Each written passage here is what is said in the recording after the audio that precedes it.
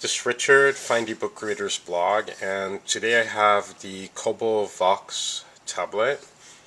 It's a new 7-inch Android 2.3 tablet from Kobo.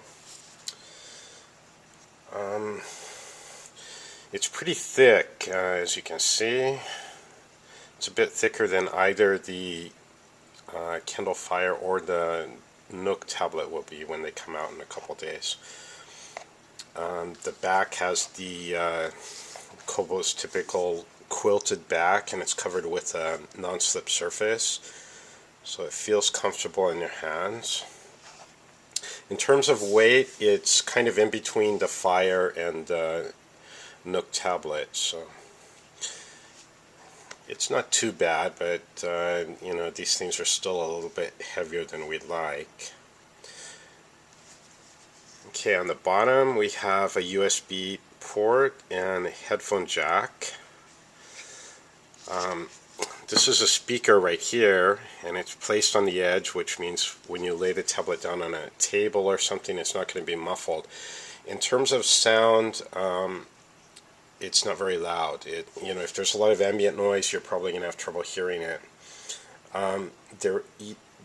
There is the headphone jack, and if you use earphones, the volume is quite good, but when listening to music, the sound to me didn't seem that great. The bass is not very good, so if that's one of the things you're looking for, you might want to look somewhere else.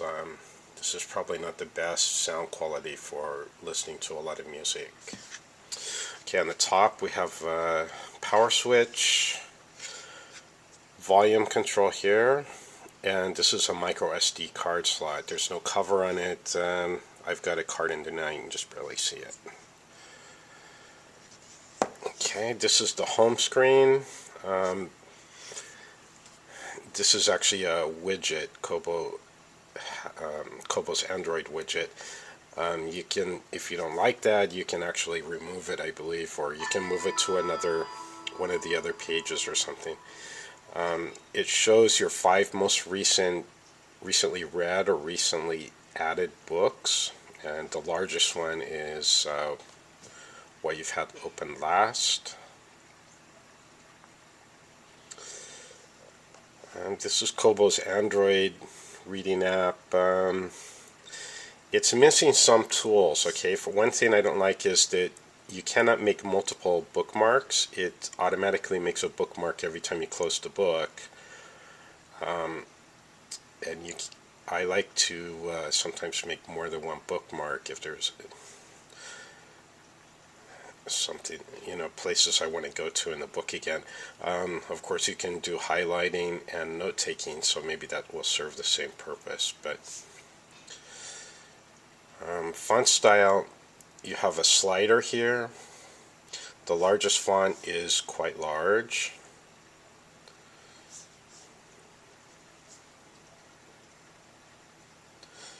You also have 9 different font styles.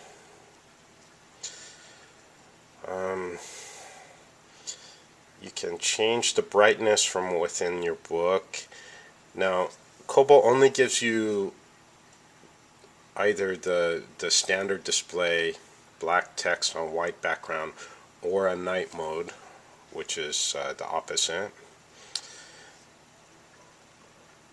You don't get any other color choices for the background. You can read your book in landscape mode, and you have the option of either displaying a single page or 2 pages at once.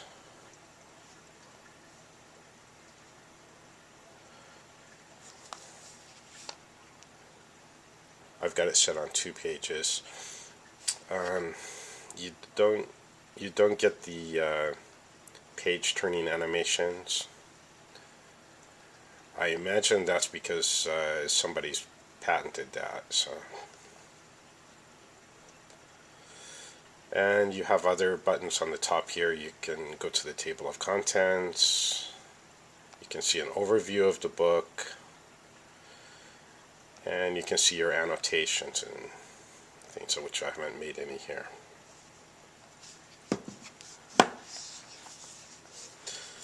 If you want to make a highlight, you tap and hold.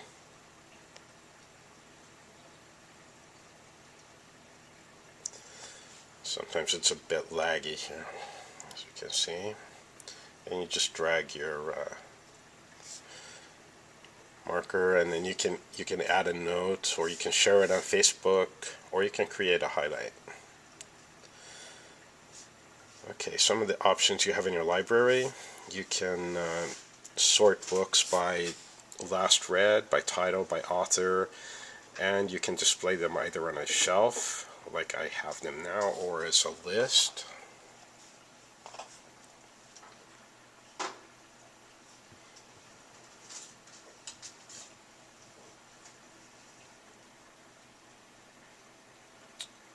You'll see I've also got the Nook application and Kindle, Amazon's Kindle reading app on here, and the App Store for Amazon. You can go to Amazon and download their apps. So that's one really good thing about this tablet. Unlike the Kindle Fire or the Nook tablet, you can get the reading apps from all three of the major ebook suppliers, and you can probably get more apps if there's a Get Apps button here. That takes you to GetJar, which, it's you don't get the full set of GetJar apps because it's tailored to the Kobo Vox. For example, you won't find the Amazon Kindle app there, even though GetJar does have that. So that's made up for to some extent by the fact that you can get to Amazon's App Store, and you can also add other app stores to the Vox. So altogether you probably have access to more apps than with either the Fire or the Nook tablet. There's a dictionary app here that comes preloaded on the Vox. The reading app doesn't have a built-in dictionary, so if you need to define a word, you'll have to close down the book you're reading and access the definition through the library dictionary here. Now for magazines, it has Zinio, and for newspapers you have Press Reader here. This is the browser. I have had some problems with the browser. When it works, it's very fast.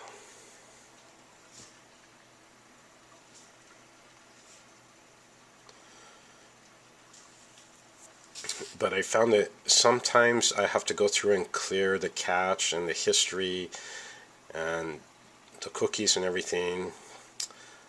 Sometimes I have to go in and shut down any previous windows that the browser's open, because otherwise you get this this error: the web page is not available.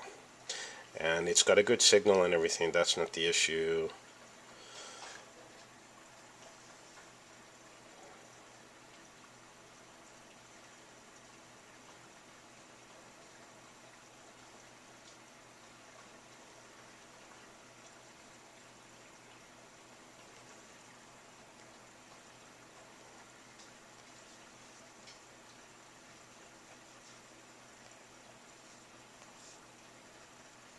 Try now.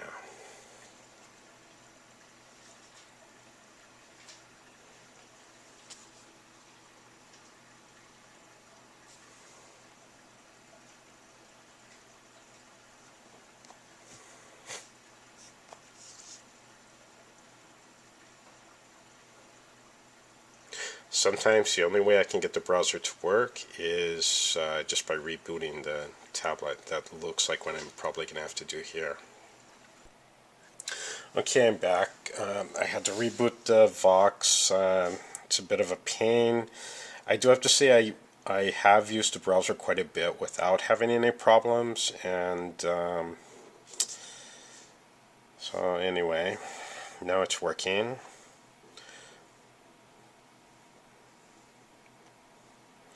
You have pinch to zoom, pan around. It's when it's working, it's quite smooth.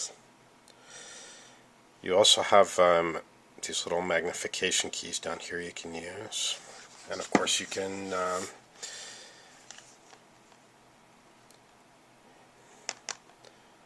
put it in landscape mode.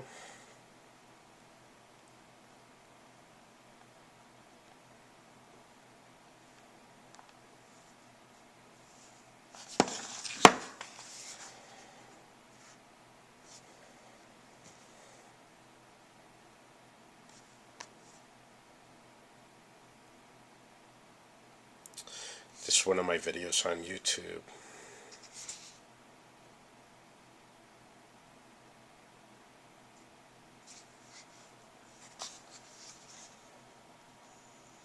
This is Richard, findebookreaders.com, and I have today's new Sony e-reader.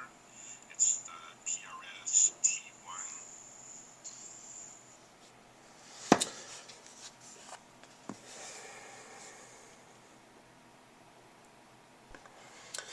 There are some aspects of the Kobo Vox that I like. I like the fact that you can get multiple app stores on it, and you can put the reading apps for the 3 major ebook sellers on it. So potentially you have access to more content. But it does have a few glitches, and it remains to be seen if Kobo can fix those with a firmware update. It might just be that the processor's a little bit too slow, or there's not enough memory, I'm not sure. And actually, just a few minutes ago, I got my Kindle Fire, and I have to say, Kindle Fire is much better than the Kobo Vox. The screen is sharper, a little bit more vivid. It's you can see this is my library of archived books at the Kindle store. It's very responsive. Now I've only got to play with it a few minutes, so but so far I'm quite impressed.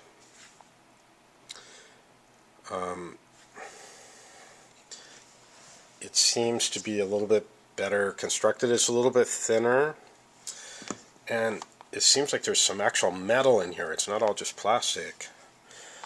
So I don't know. This is the same price as the Kobo Vox. You're trading only being able to connect to one ebook store, the Kindle store, but that is the largest. There is a Kobo app in the Amazon's Android app store, but I just tried to find it on here, and I'm afraid it's not going to be accessible for the Fire. I don't know, I'm going to check into that some more. Like I said, I've only had the Fire a few minutes, but I don't know, the Kobo I don't think it's going to hold up very well against the Fire or the Barnes & Noble tablet.